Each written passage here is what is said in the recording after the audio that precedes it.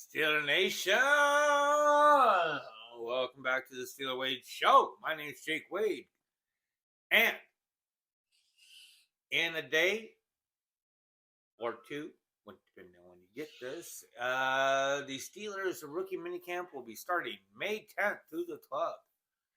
And getting pretty excited about that. I talked a lot about the scouting department of the Pittsburgh Steelers. And, when the teams go into priorities of the draft picks, right? They got the first priorities. That's the lateral draft picks. I'm still trying to work my way around with the Logan Lee deal. Actually, shout out to DB and Zachary Smith for answering a question of mine on Steelers Now. But the second priority goes to these UFAs, the undrafted free agents. And some of those have a little bit more priority than others have, right? Like the cat, John Rhys Plumlee at $35,000. And that was the most by the Pittsburgh Steelers. So I apparently believe that that's a lot. Oh, if you can hear that sound in the background, that is the sound of 5 wild Michigan raccoons in a cage. And if you stick around to the end of the video, I will show them to you. My bride is one of them kind of women who rescues things. So, the third priority are the invites. If the Pittsburgh Steelers are going to show these guys some love, Steeler Wade Show is going to show them a little bit of love too. At best, you might get 2 of these guys might sign on to be able to go into the draft. I'm not into the draft, but into camp, the 90 or whatever. But obviously, the ultimate goal with the undrafted free agents and also the invites is to make, along with the regular players, is to make the 53-man roster. But some of these players are just going to need more time. And I imagine that along with their measurables, they see coachability and I don't remember what the word is. But for some of these players, this goal may end up being the practice squad. I mean, when you are on the practice squad, at least, hear those guys? You are at least out there, Like, I remember last year, I was thinking about Gentry being on the practice squad. Just go get him just for fun, because I love him. But please press like if you would, and subscribe if you want to have more fun-filled. The reason why I'm wearing my best pop ever is because that's why the break that Steeler Wade Show has had is because my daughter finished her first year at Michigan University, and she's been here for a week. More to that later. But, I don't want to be a jerk. I can only clickbait for so long. Xavier Wade from the Bulldogs of Ferris State University, right up the road from where I'm at, above Grand Rapids, right there in Big Rapids, Michigan, has been invited. So no, Xavier Wade and the Steeler Wade Show, we are not relation. But I just want to give a little shout out, and I thought that would be kind of cute as my daughter's spike thing. I bought it or something because it's close enough for Judas Priest. But stay with me for these Division II guys. Xavier Wade, 6.5 inches tall. He has a wingspan of 77 3/8 inch. His 40 was 4.57. And I'm not really into that. I don't need a speedster. I just need somebody to get the job, the route done, and catch the ball. A lot of the greats are in that 4 or 5 range. Like what are you thinking Calvin Austin's going to be doing for us now? I mean, that's great. What do you think about Watkins? I mean, yeah, they're fast. But he had a vertical of 38.5 inches. His broad jump was 10 foot 4 inches. He's just one of those players that seems really cool. He seems like more of an over-the-top threat. Definitely above his competition, so it's kind of hard to value. You know what I mean? He definitely played above his competition. All these other pages were for a podcast on Sean Stevens, his teammate, but I'm not going to get into that tonight. I'm not going to use the P word or what the Eagles did to the Steelers by signing him. But let's get to those defensive tackles.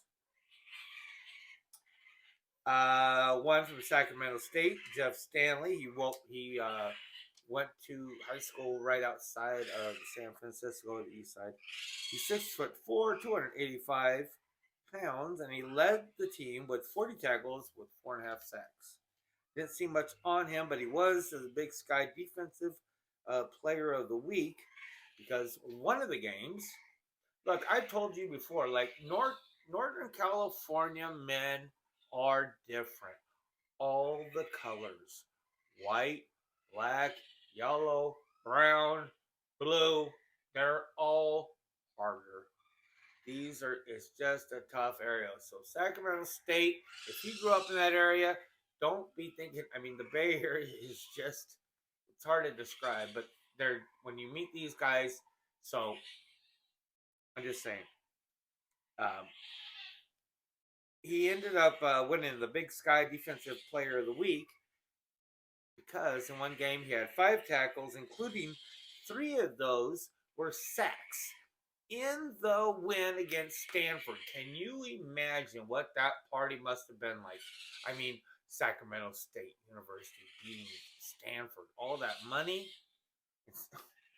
Man, I don't know if anybody knows anything about Sacramento, but it's hard, dude. Like the tarantulas, whatever.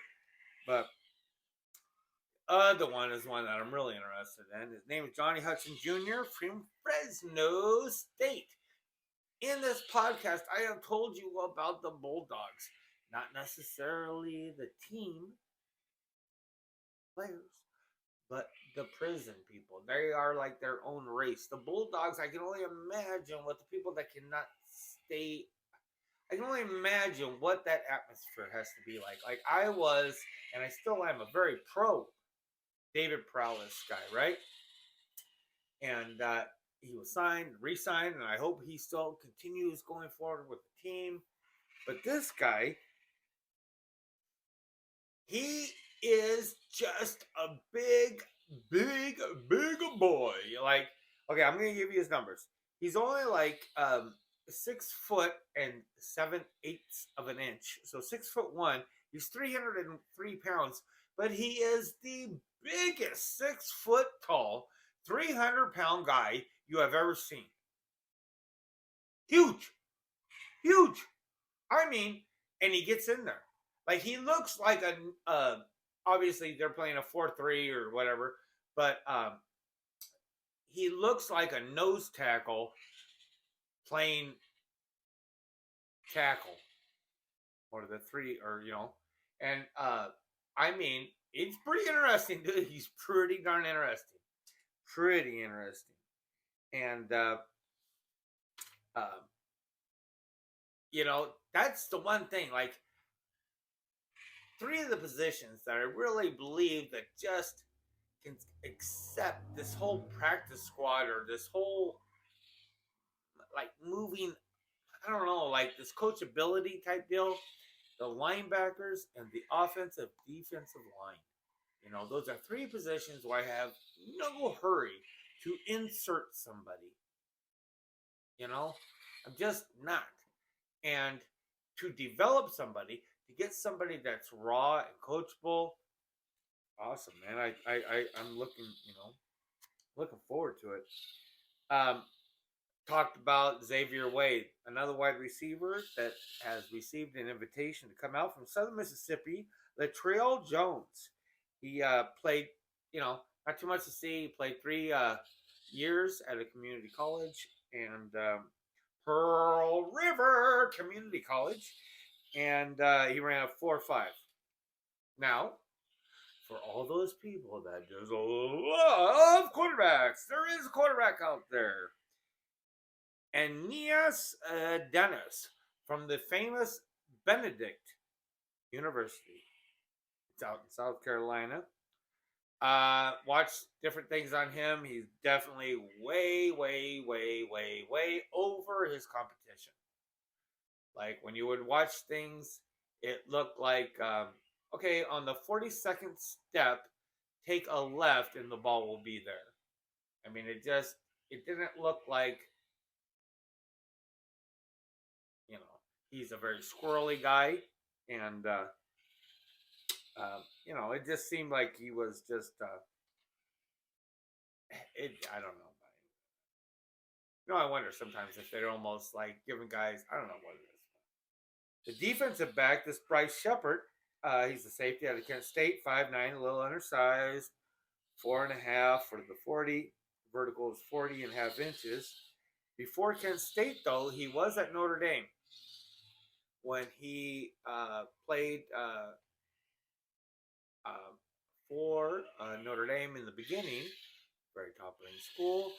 I was just there working 8 hours today, and I will be there working another 8 hours tomorrow at Notre Dame. He was there for a few seasons, and he was a kick return specialist.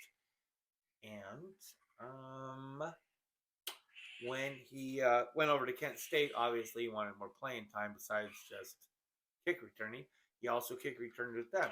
When he was kick returning last season, he had a 22-yard average. When he was returning for Notre Dame, he had a 20-yard average. And he also had a little bit of punt return. So there you have it, folks. There's some of the invitees. There might be one or two I missed. I think that they had 3 open spots when I did the thing. Like I said, please press like if you would. And remember, if you would, please donate to the Steel Wade Show. Inmate books for inmates. I will leave a link down in the bottom. I appreciate it. And X is kind of a weird place, but if you'd like, please follow me on X. So let's see those coons. Well, what I got to do is I'm going to take you out of the virtual reality of this. All right, let's see if I can do this. All right. My microphone. You want to see how my microphone is held up? That's my microphone. Notes. Very hi-fi.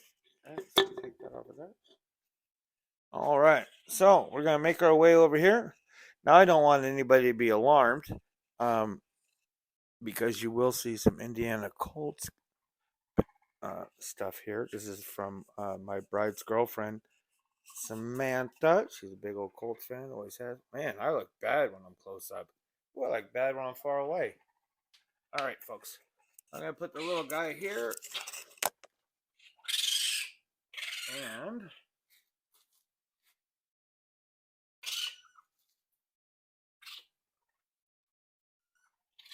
Michigan raccoon, baby.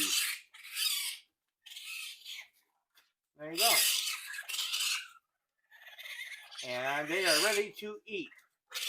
My wife is waiting for me to be done with the podcast, and we're going to come out here and bottle feed them. And they are getting picked up, I believe, tonight or in the morning. Let's see, maybe I can pick one up for the show. I'm just afraid of more than one coming out. Yeah, I can't do it. Look at that guy. Look at that guy. Hello. No, hello. Goes, I'm worth it. Yeah, look. All right. So what you got here is a Michigan raccoon that my wife has, yay! Steelers rule! AMF Steeler Nation. Thanks for watching. Do you want to do it? You want to do it?